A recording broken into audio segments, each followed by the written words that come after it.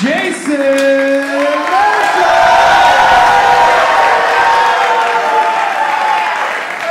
us off on the drum chair today is actually the most entertained I've seen you guys in history class ever at this workshop, Mr. Darian Douglas!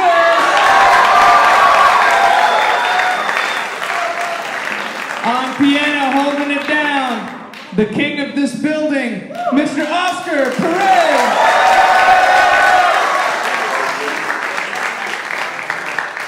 And of course, our artistic director, 9-time Grammy Award winner, Christian McBride! So let's get this music started.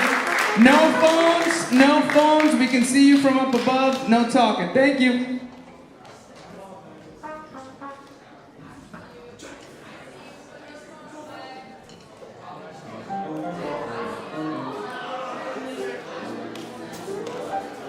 Yo, I don't think you guys heard me. I said, can we have silence, please? Thank you. There you go.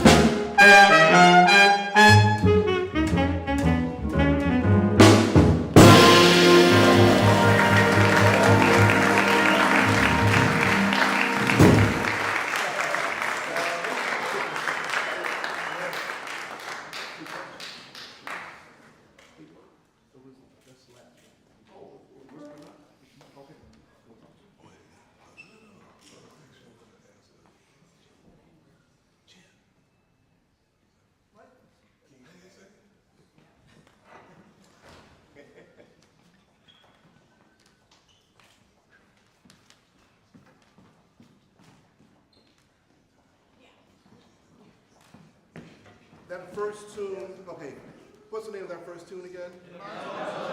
Who was it written by? Edward Kennedy, Duke Ellington. Awesome.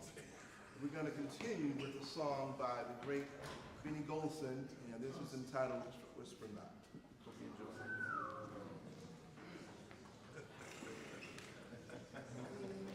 Good? Yep. Yep.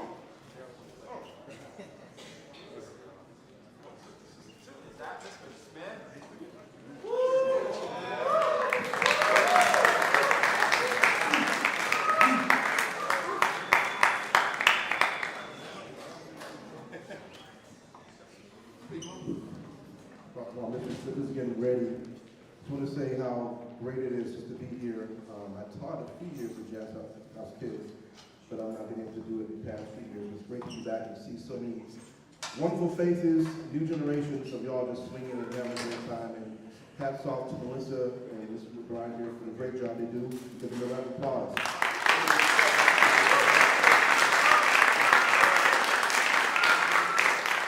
These next, I think the last two we're going to do is by Kurt Wein.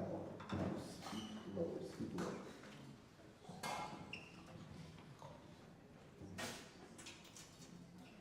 And joining us is Daryl Smith on the drums.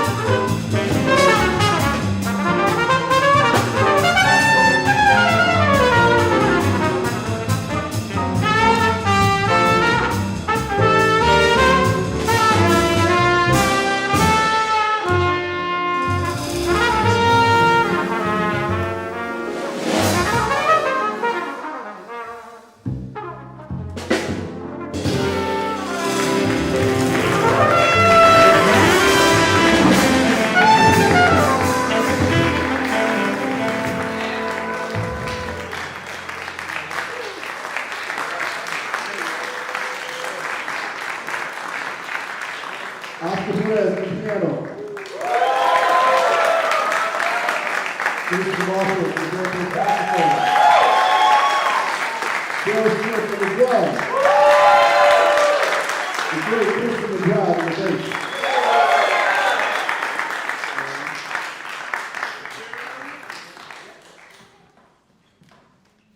This is where me and you converse.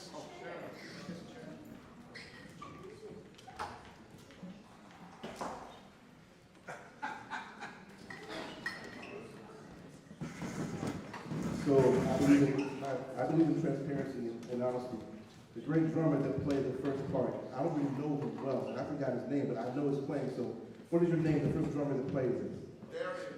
Darren Douglas on the drums. Give him a round of applause.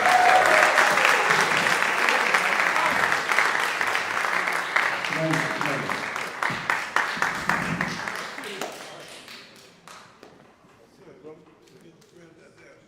Oh, goodness gracious. Those running. I know, right? Look, I know it's hot, but I remember, is this thing on? Oh, here we go. Oh, there we are. I want you to, I think you do, but just to reiterate, you know how fortunate you are sitting in this heat, listening to these great musicians? You're going to carry this with you the rest of your lives. You might be sitting there in convenience right now, and I don't want to be somewhere else. You got Marcus Printup right in front of your feet.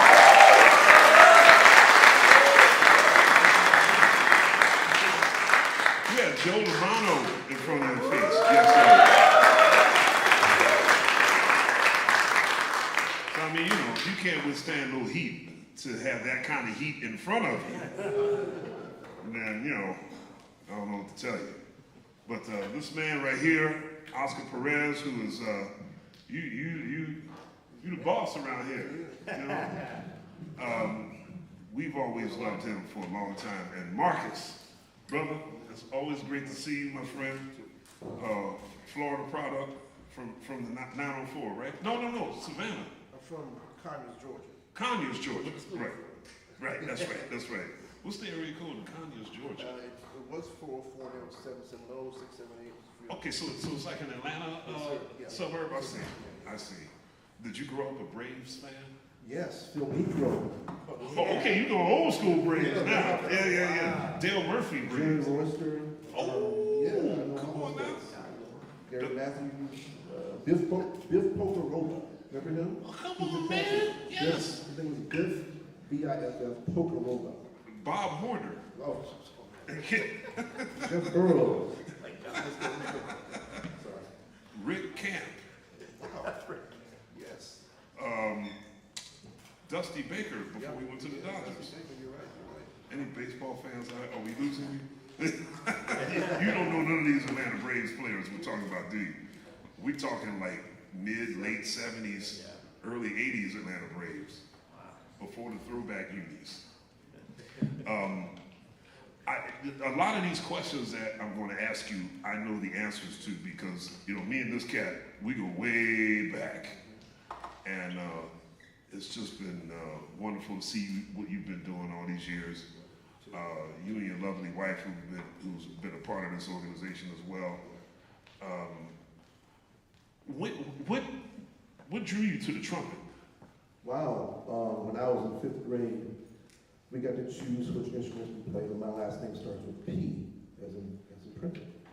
So by the time they got to the P's, well, my first choice was drums. Is that Everybody likes drums. So by the time we got to the P's, it's like, hey, you know, we have enough drummers. Can you play something else? And it's okay. Trumpet, fine. I think he died. Wow. Yeah, so that just happened. It grew on me.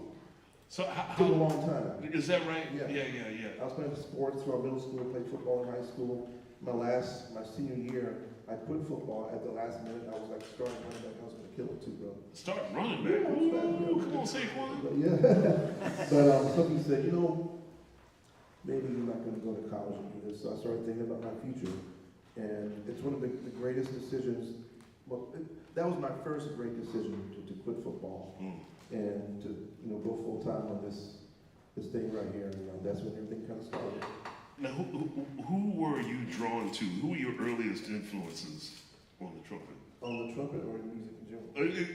Both, in music in general. My first idol was Clifford Brown. When I was a junior, my cousin came and gave me all these records of, this Clifford Brown.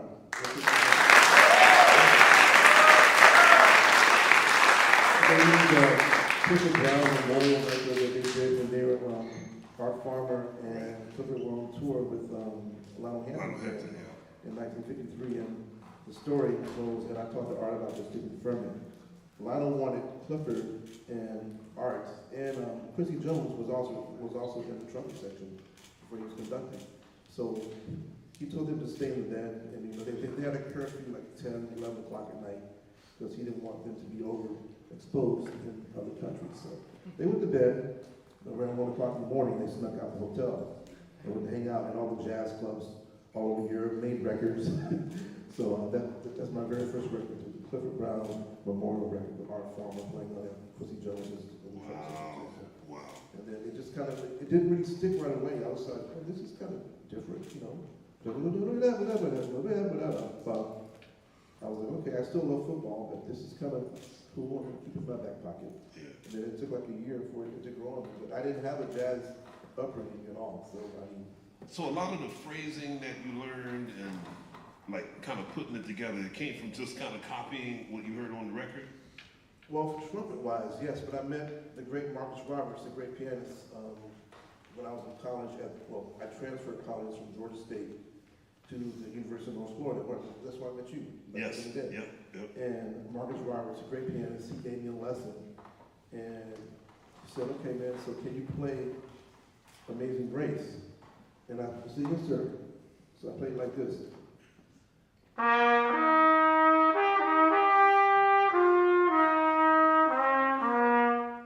And he said, okay, man, so, he said, so aren't you from the church, from down south? I was like, yes, sir, I am. He said, well, how was your mama singing? And I was like, whoa. And I'm trying to fight back tears now. My mom was up there now in heaven, so I was like, let me think about how was she singing? She was not singing like I played it. She was singing something like this.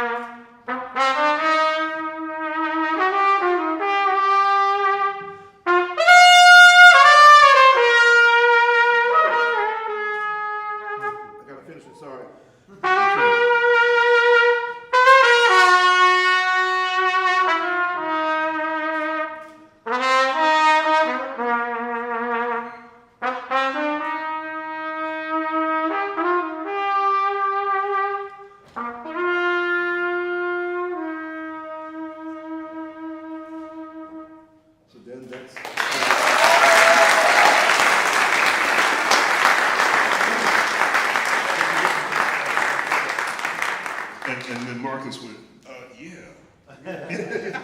Yeah. So I got my phrasing from before I learned about jazz trumpet, from my upbringing, listening to my parents sing in church, listening to James Brown, Stevie Wonder, Stevie Wonder. I was an R&B cat, only, and I still am, by the way. Well, not only, not exclusively anymore, because I found jazz in 1985, and my life was forever changed. Yes. That's always a part of my soul. So that's why I love hearing this guy play. Everything he plays, even if it's a long tone, it's going to be funky. It's going to have some stank in it. Right?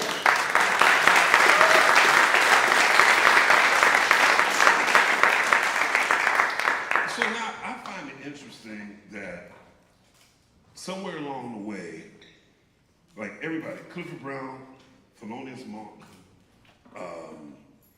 McCoy Tyner, Freddie Hubbard, at some point, every African-American musician had church inside of their playing.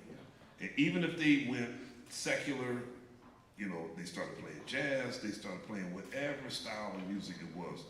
There's something about that church culture in the way they phrase, in the way they play melodies.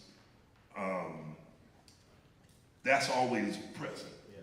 And like, I sometimes find it fascinating to know that Monk's earliest professional gigs were gospel gigs, And when did it become an option that you could still play quote unquote jazz and not have sort of a overt or clear African American church background? Yeah. I first met my boss here at Montclair State University, Mr. Perez, Professor Perez, by the way, at the University of North Florida. It was my second school. And I was in the jazz. I was there before you, though. Yeah. Not much. A couple of years. But we were in the jazz band, so I remember phrasing, well, after I had this lesson with Marcus Roberts, I remember taking all those bent notes and those phrases like this.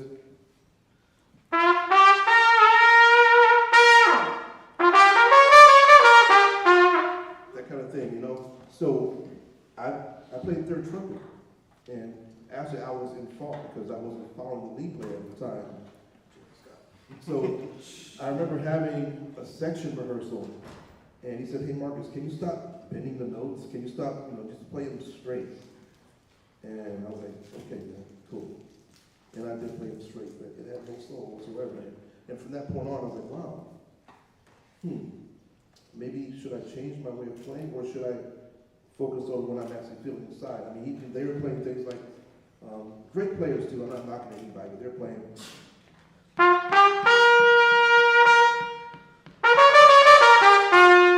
But I was going.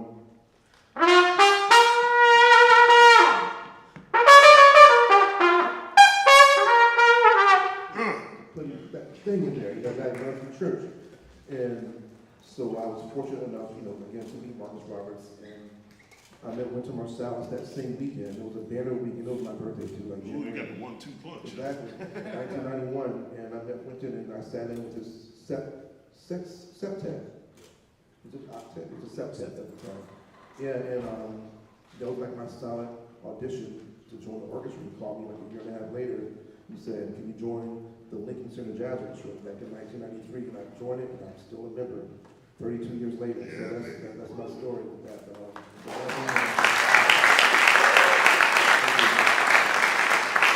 But being here in New York, New Jersey, this area, and playing in the band that I played with, we all bend those notes like Ryan Kaiser. Let's have a round of applause for Ryan Kaiser.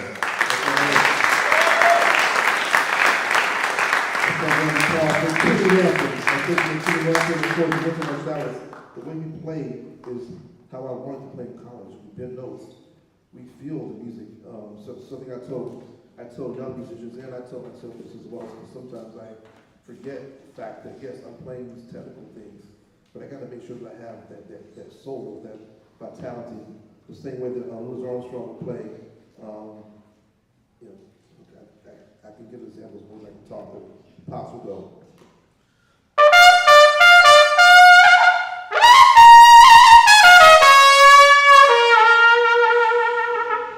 That kind of thing that makes the music go beyond what's written, makes the music go beyond what is stated, and just like what's the word I'm trying to find? Just like in its most simplest form, you got to put that soul and heart in there. Soul and alert. You don't have to be black to have soul, just so you know. Amen. That's not a black thing. It's a us thing. We're all together. You dig? So just check out music that you're not used to checking out. Check out some James Cleveland, Rita Franklin. What's some early gospel like before? Because I don't really know anything before James Cleveland. Albertina Walker, but they kind of the same generation, right? Yeah. Sister Rosetta Tharpe. Yeah, Rosetta Tharpe. Say it again? Walker Hawkins. Well, he's a little later, but yes, the Hawkins family. Yeah, just get that feeling into your soul, and it's gonna make your jazz. It's gonna enhance when you play. I mean, look, you could begin and end with Mahalia Jackson, right? She's like Pops, you know. So but I want you to get in here and get some of this too. Like, we've seen enough developments in the music where you listen to Louis Armstrong, you listen to Duke Ellington, you listen to Charlie Parker, or you listen to Miles Davis, particularly like 50s Miles Davis, or even 60s Miles Davis. There's no question as to what that is. It's the music that has defined a genre, a culture, et cetera, et cetera. So you hear a lot of music now, and I don't know if this is a question as much as a sort of a personal observation. I'd like to get your thoughts on it.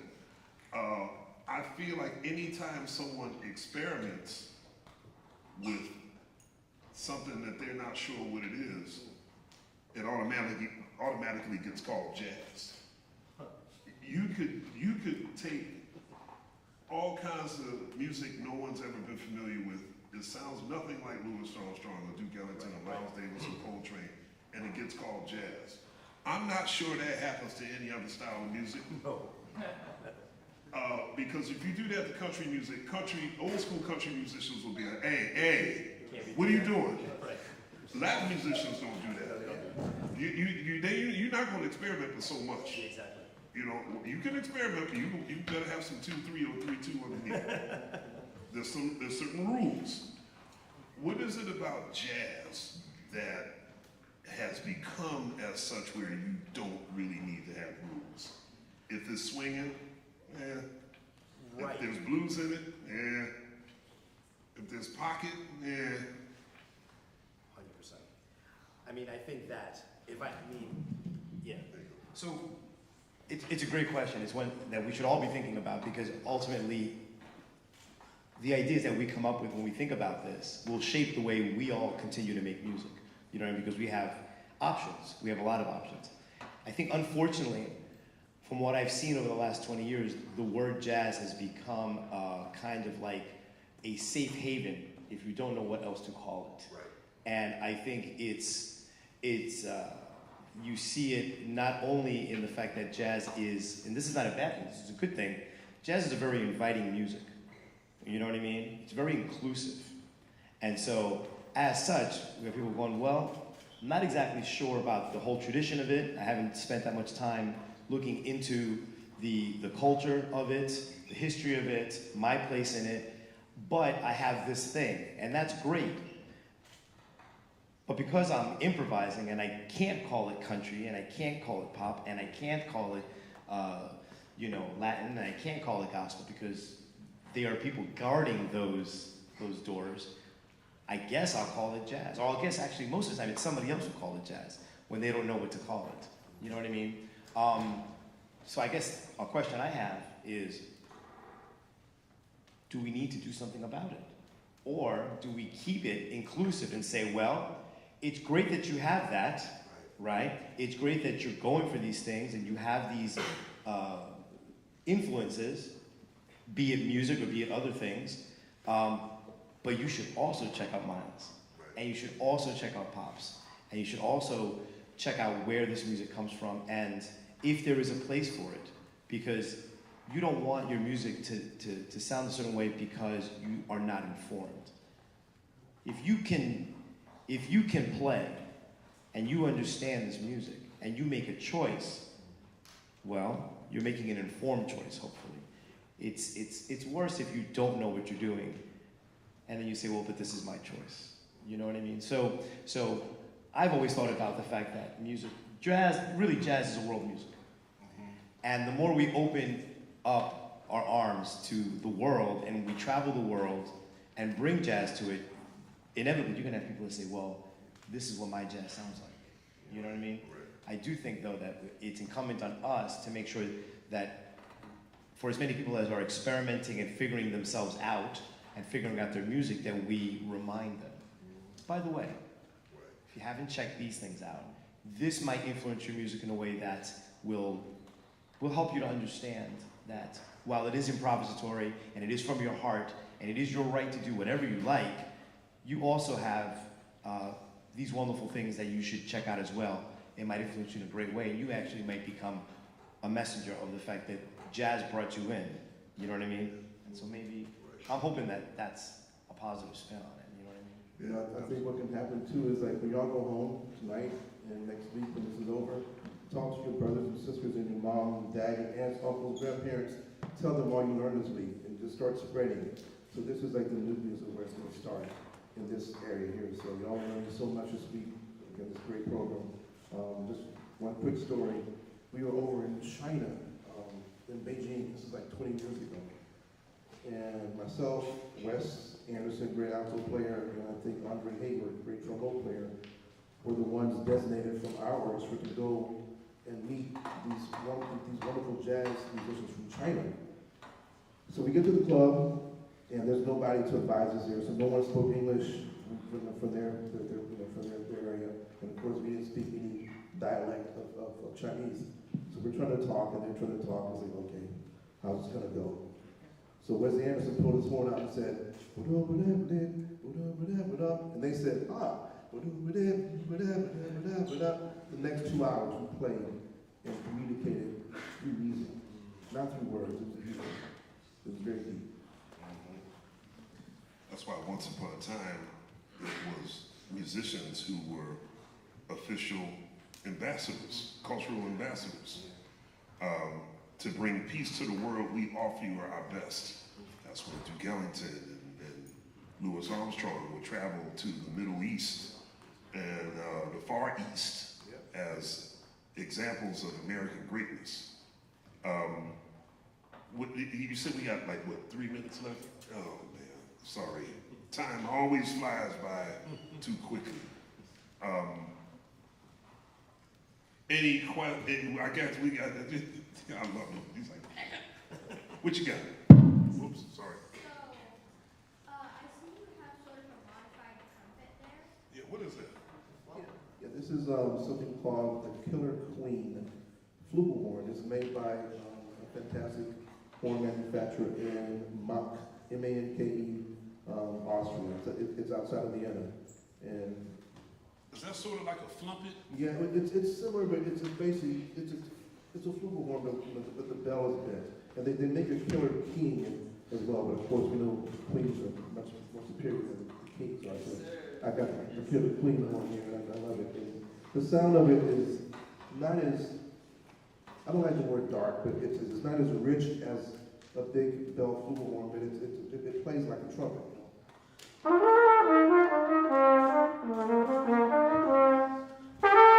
Okay, tell me the composer of this song.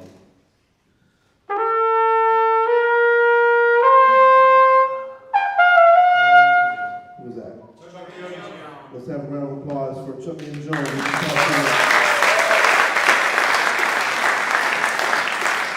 Chuck plays a traditional flugelhorn in homage to Chuck. So this is called the Killer Queen flugelhorn.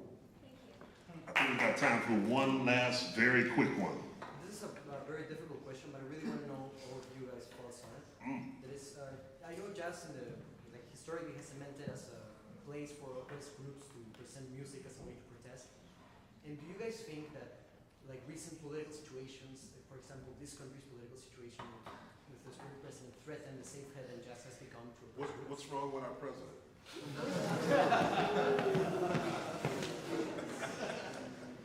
Are you implying that something's wrong with him?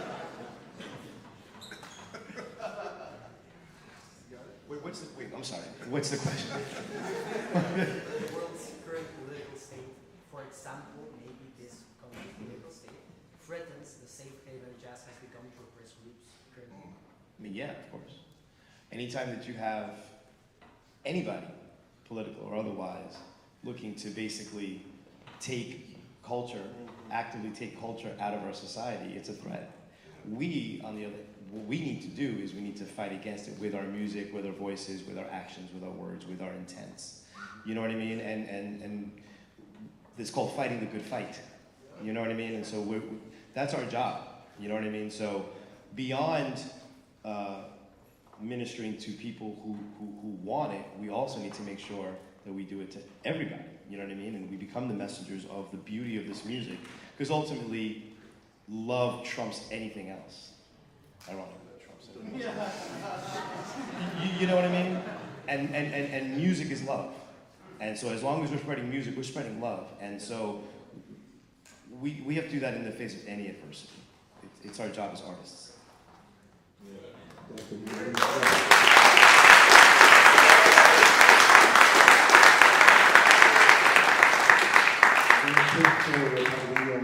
fought this good fight, like Prof was saying. The Jazz Armstrong Orchestra was slated to play at the Kennedy Center in Washington, D.C. a few months ago. And as you know, the current administration has taken over the Kennedy Center. Love the Kennedy Center. So many great things go on there. Jason Moran had a program that honored the great Grady Carter. I think that's no longer happening. So people from our organization, my wife was up there. I only answer for her. They wanted to cancel our performance. And I went to Marcel and said, no. We're not going to cancel the performance in protest of Donald Trump and all the cronies there. We're going to play the music because people want to hear us play. So it's our duty to continue to spread the love of the music. And when we're playing, I'm not fighting. I'm fighting, but I'm breathing love, just like Prof just said. Breathing love, breathing peace. Everything you play should come from your heart. Just like Charlie Parker said, music is your own thoughts and your own wisdom. If you don't live it, it won't come out of your horn. You dig? So everything that comes out of these pieces of brass, that bass, that piano, there's something that comes from here. And we mean it. We don't play because we get paid. It's nice to get paid too. But we play because we love the music. So every time you practice a long tone, don't think of that as something that's perfunctory or just mundane. A long tone has some feeling in it. Everybody do this.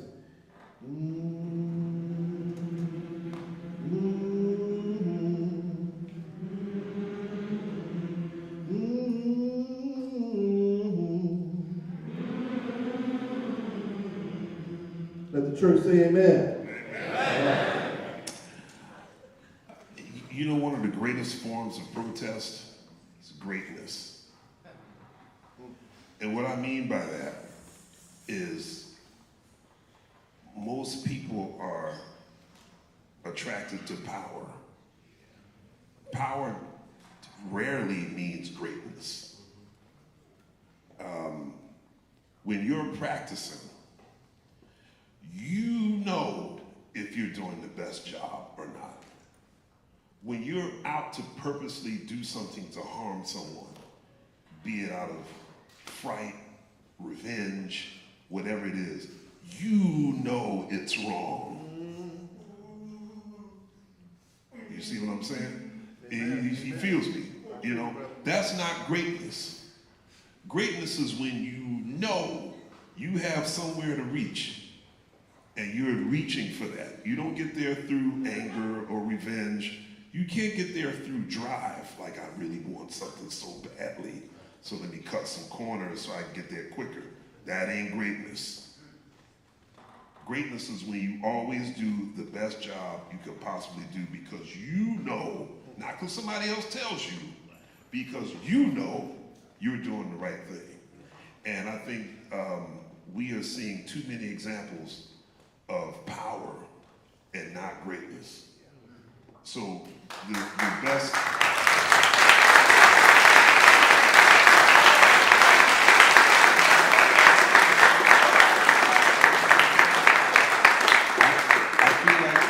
If you look at the history of slavery, this ain't that bad.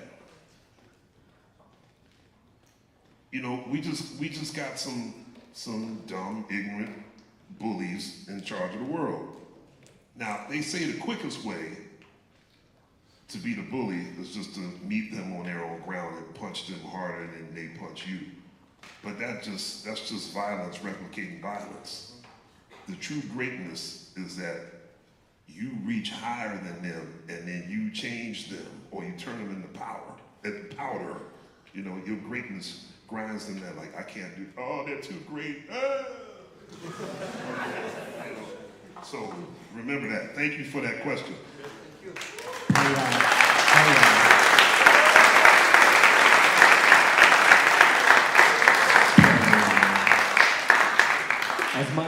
want to continue this fantastic conversation with these fantastic people, we do have class because we have a concert on Saturday, and we have concerts tonight and tomorrow night. So, with that, before we get going, can you give a standing ovation to the great Mr. Marcus Bennett, y'all?